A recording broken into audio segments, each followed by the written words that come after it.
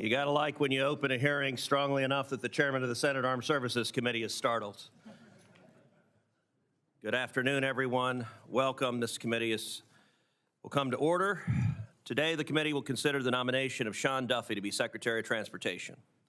If confirmed, Congressman Duffy will take the helm of a department with more than 55,000 employees, leading the administration's efforts to make it easier and faster for families, commuters, truckers, and flyers to get around without running into traffic, potholes, or delays. Congressman Duffy comes to the Department of Transportation at a pivotal moment. In aviation, the FAA continues a persistent shortage of air traffic controllers as it works to instill a culture of safety across the industry. On the roads, President Trump has moved to stop costly and unpopular electric vehicle mandates so that every American can choose to buy the car of his or her choice. Meanwhile, across all sectors, the department faces the rise of emerging technologies like unmanned drones and self-driving cars, which bring both opportunities and challenges. Congressman Duffy is prepared to meet these challenges. To quote Senator Baldwin at his hearing last week, quote, "Sean is the right person for this job." A 5-term congressman and former co-chair of the Great Lakes Task Force, Representative Duffy has successfully advanced transportation projects like the St. Croix Crossing with strong bipartisan and bicameral support. As Secretary, he will prioritize safety while fixing our broken permitting process. Sadly, radical environmentalists have captured federal permitting and shifted it from NIMBY to bananas, as in build absolutely nothing anywhere near anyone. I expect that to end with Secretary Duffy. He will work, as Senator Baldwin said, with both sides of the aisle to improve our infrastructure and address the challenges that arise in the years ahead. Most importantly, Congressman Duffy's personal experiences, his wife Rachel's head-on crash, his dedication to raising a daughter with a disability, show that he appreciates the responsibility of the role. He told us, quote, "As the father of 9 kids, I think about transportation quite a bit, and about transportation safety a lot." He knows what American families face in their daily lives and how important safety is to them. In many ways, he embodies the revolution of common sense that President Trump has called for. I hope we can agree Mr. Duffy is the kind of consensus-driven leader we need to oversee the Department of Transportation, and I urge my colleagues to support his nomination. I will now turn to Ranking Member Cantwell for her opening remarks. Thank you, Mr. Chairman. We are here today to vote on the nomination of former Congressman Sean Duffy of Wisconsin to be the Secretary of Transportation. And as the chair just mentioned, there are many reasons why the Secretary of Transportation is important, not just to our committee, but to the nation. I hope that this year we will start work on another surface transportation bill, because it's not too soon to continue to focus on the infrastructure investments that will grow the economy of the future. The Constitution provides that a president shall nominate and by and with the consent of the Senate move forward. This is not a partisan exercise, rather a constitutional obligation. And regardless of what party holds the White House or the majority, our shared goal as a committee must be for every nominee to have a fair and thorough and complete process. So I appreciate the majority waiting until today when we finally got Mr. Duffy's FBI reports. That's, I think, the way the committee should operate. Mr. Duffy received a tough but fair questioning from many members. I don't know that his family was ready for this many hours of questioning, but they did well and survived. I believe that we will advance his nomination with bipartisan support today. During our hearing last week, Mr. Duffy and in subsequent meetings that I've met with, has had the opportunity to talk about many things that are important, not just to my state, but to the nation, on a strong and resilient transportation network that allows us to compete in a global economy. In my state, the bipartisan infrastructure bill delivered on billions of dollars of investment in many projects throughout the state of Washington, including our ports, because as a gateway state, we grow a lot of products all throughout the country that are delivered through our ports to Asia.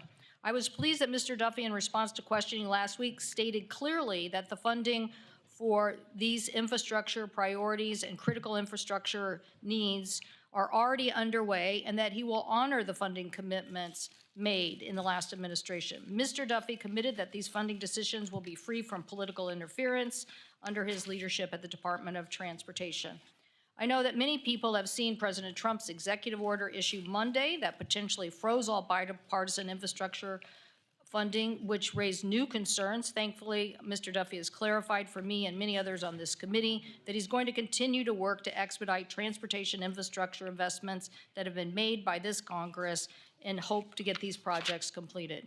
This is critical because we've learned through the pandemic that supply chains are critical to our investment, to moving systems throughout the United States, our roads, our bridges, our public transit, our ports, our railroad, because they are part of a holistic system.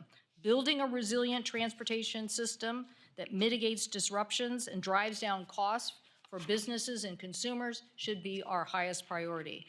That is why I had authored many programs that helped us do that, like the grade railroad crossing elimination and mega programs. I'm pleased that Mr. Duffy also signaled this week for many important initiatives that this committee talked to him about. I'll let committee members talk about the commitments and conversations they had both at the hearing and in subsequent conversation.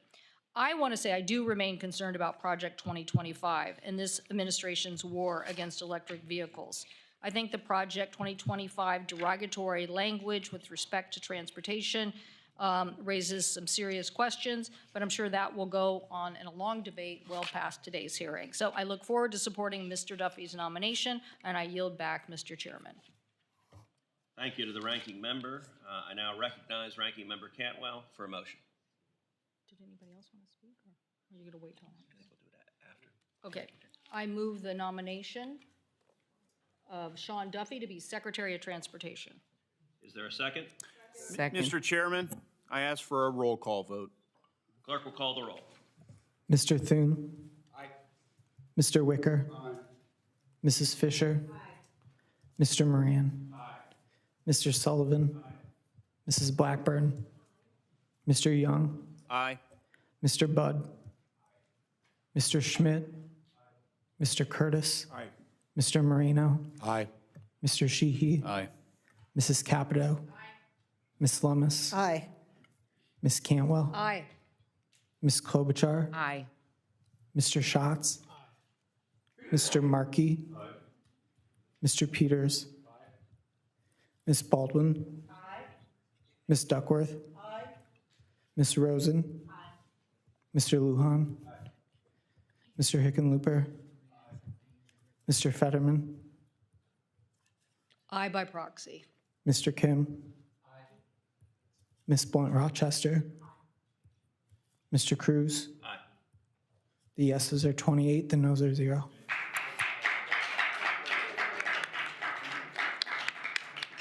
The ayes have it. The motion is agreed to, and the nomination is ordered to be reported favorably. And I think this also augurs well for this committee to start with such a strong bipartisan and unanimous vote.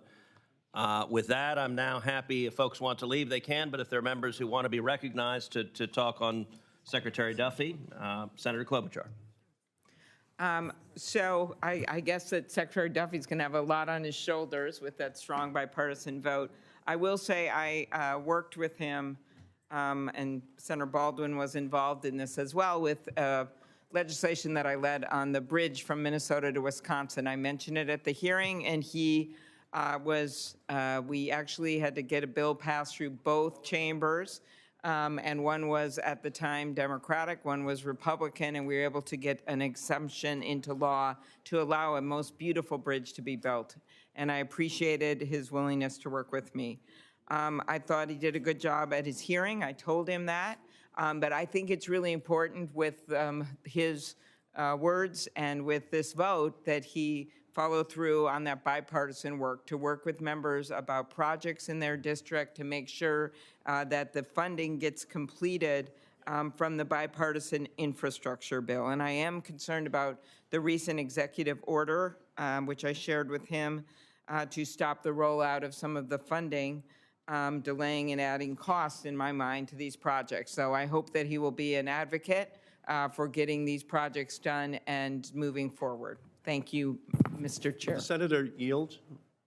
Did the Senator yield? Senator Klobuchar? Senator? Sure. Senator Markey, you're No, recognized. I just wanted to associate myself with your comments. Okay, that's all, yeah. Anyone else wish to be recognized?